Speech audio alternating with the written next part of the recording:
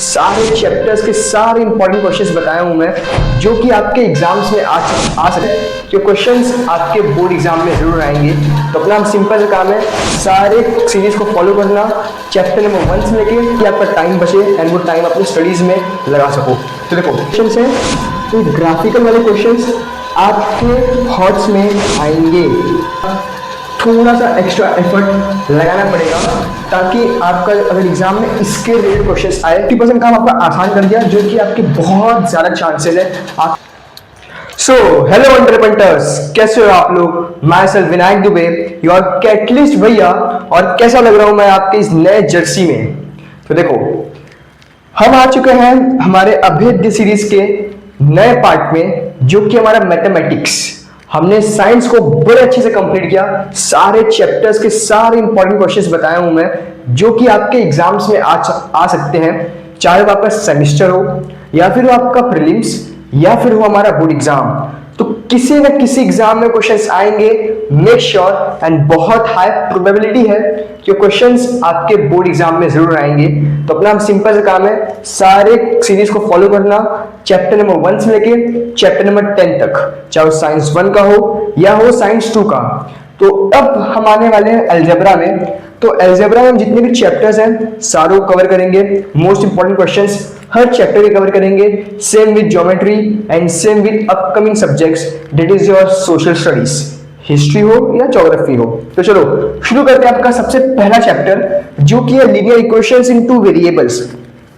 तो देखो अब पहला आपका जो आता है, मैं इसमें सीधे मैं बोर्ड पे लिख रहा हूं, बिकॉज रीजन आपको पता है कि what is the reason for writing the all important questions on the board, because to save your time. जितना जल्दी हो सके इस वीडियो को कंप्लीट करना। इस वीडियो को इन द सेंस सारे वीडियोस जो यहाँ से आएंगे सभी को एज फास्ट एज पॉसिबल मैं कंप्लीट करने का ट्राई करूंगा, ताकि आपका टाइम बचे एंड वो टाइम अपनी स्टडीज में लगा सको। तो देखो सबसे पहले आपका आता है सॉल्व एग्जाम्पल। देखो यहाँ पे जो मैं एससी लिखा हूँ, एससी आपका है सॉल्व एग्जाम्पल। तो कंफ्यूज मत होना कि भैया ये हमारे टेक्स्ट बुक में है ही नहीं कि सॉल्व एग्जाम्पल क्या है। तो देखो 1.1 प्रैक्टिस सेट 1.1 से पहले जो आपका है सॉल्व एग्जाम्पल वो करना है हमें। फिर हम आते हैं आपका प्रैक्टिस सेट 1.1 पे। तो प्रैक्टिस सेट 1.1 पे आओगे, बिफोर दैट एक और चीज, please open your algebra text book, chapter number 1 खोल के रखना। कोई दूसरा सब्जेक्ट का साइंस 2 का चैप्टर नंबर 2 या 3 मत खोलना, वरना फिर पता है आपको क्या होगा। तो चलो आते हैं हम प्रैक्टिस सेट 1.1 पे। तो इसमें आपको जो क्वेश्चन नंबर 1 है वो आपको पूरा करना है भाई, उसमें तो बड़ा चिंदी सा है, बड़ा इजी सा है, तो आप कर ले जाओगे। Now coming to question number 2। तो क्वेश्चन नंबर 2 में बात करें तो इसमें आपका सब क्वेश्चन है 2, 6, 7, 8। तो प्लीज इसे मार्क कर लो गुरु मेरे, बिकॉज ये क्वेश्चन को आपको प्रैक्टिस करना है, छोड़ना नहीं है, इंपॉर्टेंट क्वेश्चन है।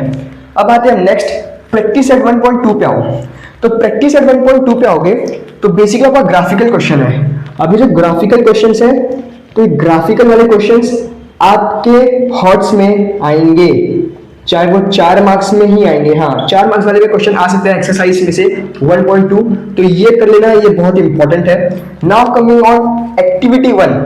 तो एक्टिविटी 1 जो है आपका वो 1.2 के खत्म होने के बाद में है और प्रैक्टिस एट 1.3 शुरू होने के पहले, तो एक्टिविटी 1 जरूर कर लेना। Now coming to your next practice at 1.3। अब जो प्रैक्टिस एट आपका 1.3 है, ये आपका बेसिकली क्रैमर्स रूल के ऊपर है। तो क्रैमर्स रूल आपको अच्छे से आएगा, तो अब इस एक्सरसाइज को बड़े आराम से, बड़े मक्खन वे में कर ले जाओगे। तो प्रैक्टिस एट 1.3 में आपको क्वेश्चन नंबर 3 में आना है। क्वेश्चन नंबर 3 में जो सब क्वेश्चन है डेट इज 2 और 5, उससे जरूर कर लेना। Now coming on practice set 1.4। तब 1.4 में आओ तो 1.4 आपका साइमल्टेनियस इक्वेशन वाला क्वेश्चंस है, तो ये भी आपके एग्जाम्स में आ सकते हैं, चांसेस हाई है, इंपॉर्टेंट है। तो प्रैक्टिस सेट 1.4 में क्वेश्चन नंबर 1 का 3 और 4 जरूर कर लेना। अब आते हैं आपका नेक्स्ट सॉल्व एग्जाम्पल। एससी पता है आपका, यहाँ पे सॉल्व एग्जाम्पल है। अब सॉल्व एग्जाम्पल आपका 1.5 से पहले, 1.5 से पहले आपका जो सॉल्व एग्जाम्पल है वो अपने को करना है 2, 3, 5। ये 3 सॉल्व एग्जाम्पल हमें करना है। अब हम बात करते हैं प्रैक्टिस सेट 1.5 का, क्योंकि भाई यहाँ पे स्पेस कम बचा था, तो हमें इसे रफ करना पड़ेगा और रफ करके फटाफट फटाफट फटाफट 1.5 के इंपॉर्टेंट क्वेश्चंस बता देता हूँ आपको, जो कि आपका वर्ड प्रॉब्लम्स है और वो आपके एग्जाम्स में आने के चांसेस बहुत बहुत बहुत ज़्यादा है। भैया ये बहुत बहुत क्या होता है? ये एक भोजपुरी शब्द है, बहुत बहुत बहुत में अंतर है।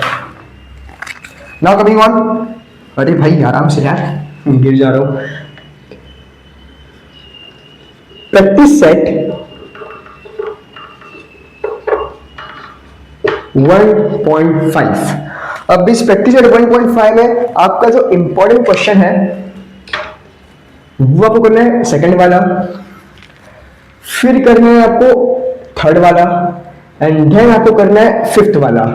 ये 3 इंपॉर्टेंट क्वेश्चंस हैं। एक्सरसाइज आप पे बेसिकली जो प्रैक्टिस सेट 1.5 है ये आपका वर्ड प्रॉब्लम है, तो वर्ड प्रॉब्लम में आपको भैया थोड़ा सा एक्स्ट्रा एफर्ट लगाना पड़ेगा ताकि आपका अगर एग्जाम में इसके रिलेटेड क्वेश्चंस आए तो आप उसमें आप चुको ना।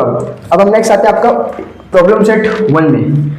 अब इसमें भैया मैं क्या सोच रहा था कि भाई मैं आपको बस प्रैक्टिस सेट के इंपॉर्टेंट क्वेश्चंस बताऊंगा, बट देन आई थॉट कि नहीं यार, जब बता रहे हैं तो पूरा बताया जाए, चाहे प्रैक्टिस सेट हो चाहे सॉल्व एग्जाम्पल ही क्यों ना हो या आपका प्रॉब्लम सेट ही क्यों ना हो। तो हम आपके आते हैं प्रॉब्लम सेट के अंदर। तो प्रॉब्लम सेट में कोई प्रॉब्लम तो नहीं है मेरे हिसाब से, बट जो एक प्रॉब्लम आपको हो सकता है वो है आपको क्वेश्चन नंबर 3 करना है, ठीक है भैया। क्वेश्चन नंबर 5 करना है, ठीक है भैया। क्वेश्चन नंबर 6 करना है, क्वेश्चन नंबर 7 करना है।